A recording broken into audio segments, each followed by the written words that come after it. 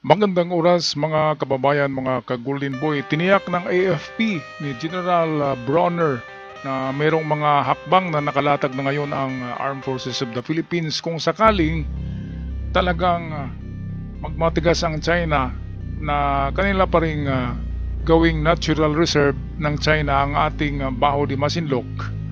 Yan ang Scarborough Shoal na parte pa rin ng Zambales ng Pilipinas. Kaya atin na panoorin ang bidyong ito dahil papunta na tayo ngayon sa medyo mainit na issue ito kasi talagang didepensa ng Pilipinas dito. Kaya narito ang mga detalyadong balita galing sa PTB4. Tiniyak ng Armed Forces of the Philippines na may nakalatag ng hakbang laban sa anumang pagtatangka ng China na pagbawalan ang mga mangingisda sa Baho de Masinloc. Yan ang ulat ni Denise Osorio. Sa kabila ng deklarasyon ng China na gagawin umanong nature reserve ang Baho de Masinloc, iginit ng Pilipinas na nananatili itong bahagi ng ating exclusive economic zone.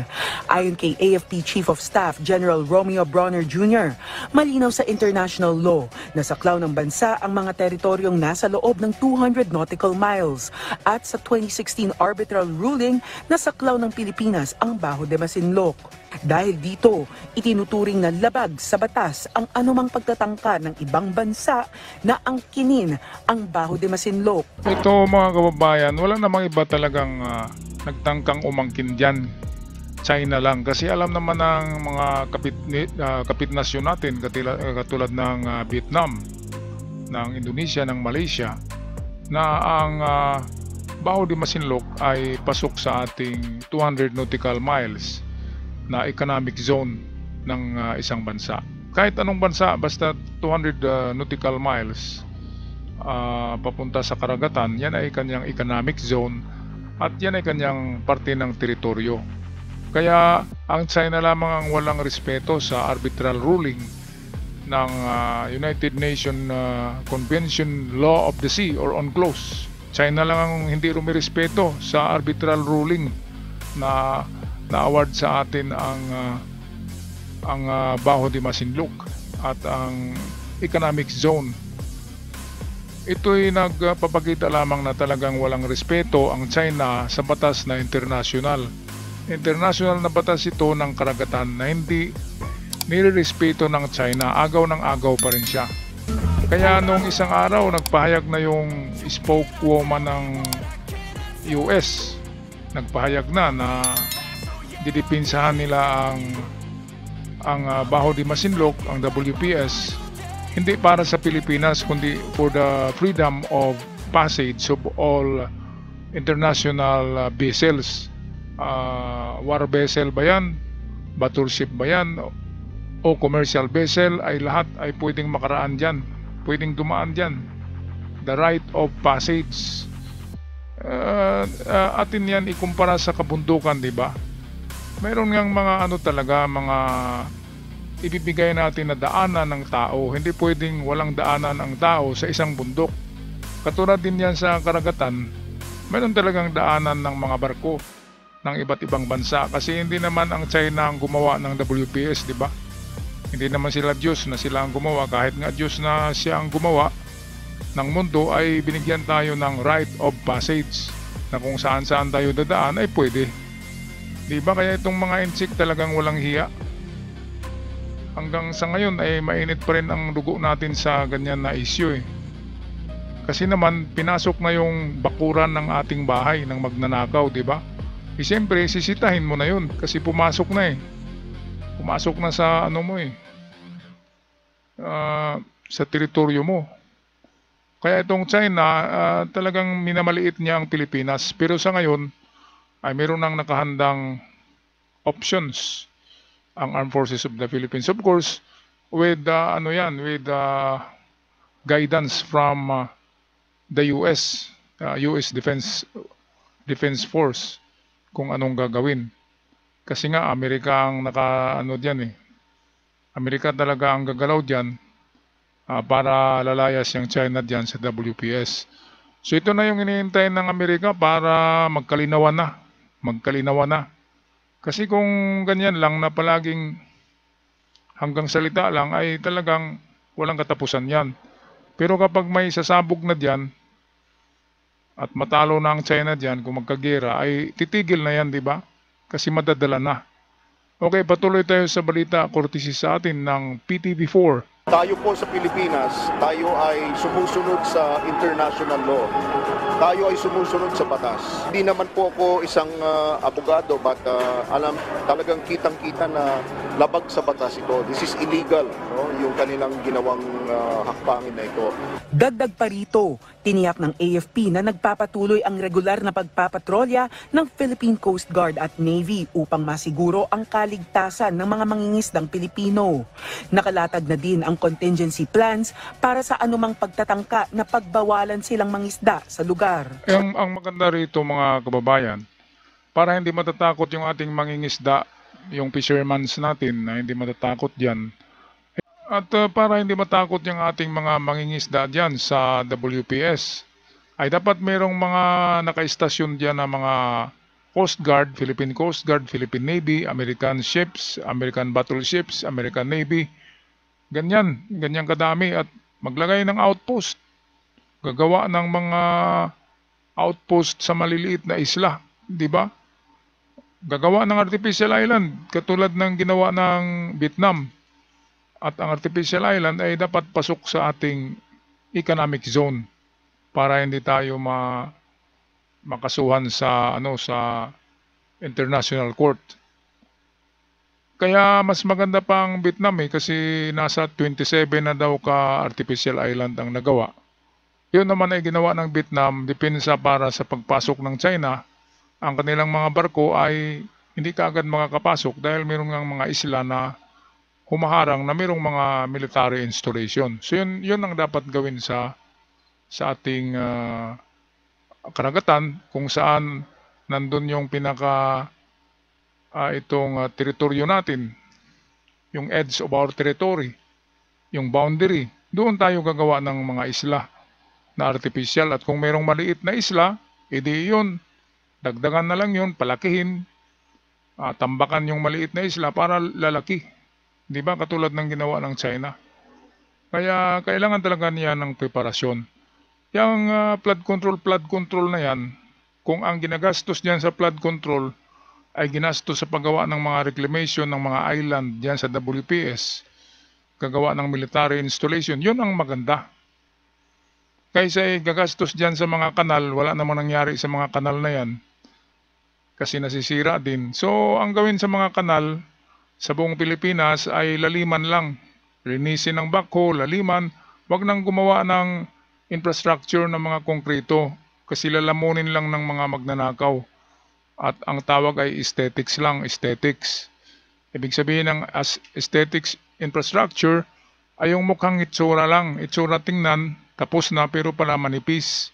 At yung masa ay hilaw, walang bakal. Kaya dapat ngayon ang 2025 budget ng Pilipinas, dapat i-focus yan, paglaanan ang military, ang armed forces, paglaanan ang reclamation ng mga area, ng mga isla sa WPS, paglaanan ng artificial island, mag-construct ng artificial island imbis na gawa ng kanal na walang kabuluhan dahil pinagnanakaw ng WPH. Migdat ng DPWH. Naghalo na tuloy yung WPS at DPWH. Kaya yan, kung ako kay PBBM, dahil nga ang ating problema ngayon ay inaagaw ng China, doon tayo mag-focus. Bakit mag-focus tayo sa mga kanal? Tagal-tagal na nating binabaha . Di ba? Ang maganda diyan sa mga binabaha na lugar, laliman yung mga kanal at huwag muna simintuhin, temporary lang muna, laliman, at focus tayo doon sa ating WPS. Mag-construct doon ng mga artificial island, magtambak at gagawa ng mga gusali infrastructure para matakot na ang China. Di ba mga kababayan, ano sa palagay nyo? Yung BRP Sierra Madre dyan, ilang taon na lang yan, ay mabubulok na yan at mawawasak na yan. Kaya kailangan lang talaga lagyan na dyan ng konkreto na structure. Bakit tayo matatakot sa China? Kapag sinabi ng China na bawal gumawa dyan ng structure, bakit sumusunod tayo? Natakot ba tayo? Nandiyan naman ang Amerika, dapat bantayan yung mga nag-construct dyan ng mga gusali sa mga isla ng WPS. Dapat babantayan yan ng mga warship para hindi guluhin ng China. Atin naman yung mga isla na yan. Bakit sila matatakot o magagalit kung gagawa tayo ng mga gusali sa sariling lupain ng Pilipinas? Alright, balik tayo sa balita ng PTB4. Dapat hindi natin iwan yung West Philippine Sea because the name of the game is presence, physical presence. Kung sino po yung nandyan, siya ang may control ng area. Tama. Kaya hindi po natin iiwan ang West Philippine Sea. Samantala, sa ika-46 na National Reservist Week, binigyang diin ng AFP ang kahalagahan ng mas maraming reservists na katuwang ng regular forces sa pagtatanggol ng bansa at pagtulong sa panahon ng sakuna. Nagtapos ang linggong pagdiriwang sa pamamagitan ng culminating ceremony sa Lapu-Lapu Stadium sa Camp Aguinaldo kanina. Mga kababayan, itong ating mga reservist. Ako reservist ako ng Philippine Navy kasi sa Naval ROTC ako noon, 2 taon ng ROTC noon, di ba? 1990s, meron pang ROTC at 2 taon tayo diyan, nagmamarcha-marcha sa ang init-init na kada linggo. Di ba? Pero ngayon mga estudyante wala nang ROTC kaya kumukunti ang ating reservist, kumukunti. Kung ikumpara naman talaga natin sa Japan at Taiwan, mas marami pa tayong army. Mas marami pa tayong reservist. Kaya nga lang hindi na nadagdagan dahil nga wala nang military training ngayon ang mga college.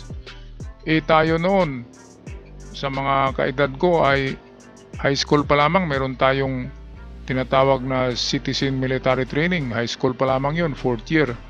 And then pag college meron na namang ROTC na 2 years. All in all meron tayong 5 taon lahat na military training from high school to college. Ngayon wala na Wala na. Kaya kukunti na lang ngayon ang reservist. Merong mga recruitment ngayon sa bawat mga paaralan sa kolehiyo ng Philippine Navy na mga reservist. Pero ang kanilang training ay hindi talaga katulad ng training natin noon Nagagapang-gapang tayo sa putik at nabibilad tayo sa araw. Pero di bale, basta reservist, tuturuan naman yan sa aktual na paghawak ng baril at pagbaril at paano tumama at iba pang mga strategy sa gera. Merong short course sa training ng mga reservist para handa na silang sumabak sa laban kung mangyari itong gera. Kaya totoo yan na ang gera ay talagang malapit na yan dahil nga nagre-recruit na ngayon ang Philippine Navy ng mga Navy reservist. Kahit na ang mga army ay nagre-recruit na rin ng maraming estudyante na magiging reservist. Okay, so ito na nga ang dapat pagtuunan ngayon ng pansin ng gobyerno. Focus tayo din sa WPS dahil yan ang future ng Pilipinas. Diyan tayo yayaman dahil mayroong trilyones, bariles na oil na makukuha diyan. Mayroon pang mga minerals, mayroon pang mga isda, di ba? Halamang dagat, napakarami. Kaya yan ang pagkain ng susunod na mga henerasyon natin. At kapag iiwan natin yan at ibigay sa China, magugutom tayo at wala tayong resources. Nandyan kasi lahat ang kayamanan sa WPS. Kaya dapat yan ang pagtuunan, hindi yung budget ng budget ang pamahalaan at ibibigay na naman diyan sa kurakot na DPWH. Alright, so tapusin natin ang video with General Bronner, video courtesy ng PTB4. Dinaluhan ito ni na Department of National Defense Senior Undersecretary Ireneo Espino na kumatawan kay Defense Secretary Gilbert Teodoro bilang guest of honor and speaker, kasama si General Bronner at si Major General Gerald Gaga ng Philippine Air Force. Many of you have chosen to serve while balancing professional responsibilities, family life, and community commitments. Yet, when duty calls, you are ready to stand shoulder to shoulder with our regular forces on battlefields, during disasters, and in moments when the nation is most in need. Ayan, so para sa mga ano yan, na mensahe ni Brunner, para sa lahat ng reservist. Hindi lang sa giyera kayo sasabak, kundi sa mga disaster response. Katulad na may mga trahedya, may mga bagyo, ay makakatulong ang ating reservist forces. Kasi mas marami pang reservist kaysa kaysa mga active na personnel sa armed forces. At mantakin nyo naman na 115 million tayo ngayon sa Pilipinas. 115 million. Kahit meron lang tayong 1 million na reservist, okay na yun, mga kababayan. At meron ding sabihin natin 1 million na active personnel na nasa serbisyo na. Mas marami pa nga tayong sundalo kaysa kaysa Taiwan at Japan. At kapag yung ating mga reservist ay maging active na on duty, ay napakarami natin. Kaya mahirapan ng Hapon, migdat ang Chinese, sa pagpasok sa ating arkipelago kasi isla-isla tayo Merong isla ng Mindoro, ng Bohol, ng Leyte, ng Cebu, ng Negros, di ba? Merong isla ng Dinagat, Siargao, at meron pa mga maliit-liit na isla na hindi natin alam ang pangalan na pwedeng lagyan doon ng mga sniper, di ba? Mga sniper at mga itong nag-operate ng mga kanyon, yung malalaking howitzers, di ba? At kapag ilalagay yun sa mga isla-isla na maliit, ay talagang mahirapan pagpasok yung mga battleships ng Chinese sa Pilipinas. Yun ang advantage ng Pilipinas. Kasi katag-katag ang ating mga isla, at kapag binumba yung isang isla, ay hindi matamaan yung isang isla, di ba? Kung pareho sa Japan at Taiwan na isang isla lang talaga na solido ang kanilang bansa, ay kapag matamaan sa gitna, yun wasak. Tapos, di ba? So, meron pa rin tayong advantage sa kalaban natin ng mga Inchik. Kapag sila ang papasok, sila ay mauubos, malalagot, at iiyak. Sa bandang huli, sana ganyan ang eksena, mga kababayan, di ba? Alright, pagdasal lang natin na hindi talaga ito mangyayari kasi ang mga world leaders ay maiinit na ang ulo at isang sabog lang yan ay talagang umpisa na. Yan ay parang pagsabog sa starting line ng marathon, di ba? Mayroong isang putok, takbuhan ka agad. Okay, so paki-comment sa inyong mga saloobin dito sa mainit na issue ng Baho de Masinloc na tangkang gagawing nature reserve ng China. Ibig sabihin na nature reserve ay hindi na pwedeng mapasok dahil reserve nga at bawal ng mangisda ang ating mga fishermen sa sarili nating karagatan. Kaya kung ganyan, ay unang armasan yung mga mangingisda, di ba? Lagyan ng mga machine gun yung kanilang mga bangka at paputukan kagad yung mga salbahing mga Inchik na pumapasok diyan ng mga Coast Guard. So wala tayong magawa niyan, mga kababayan, kundi magdasal lang tayo na hindi sisiklab ang gulo. Paki-comment sa inyong saloobin sa ating comment section, at sa mga bago pa lamang sa channel, huwag kalimutan mag-subscribe. Maraming salamat.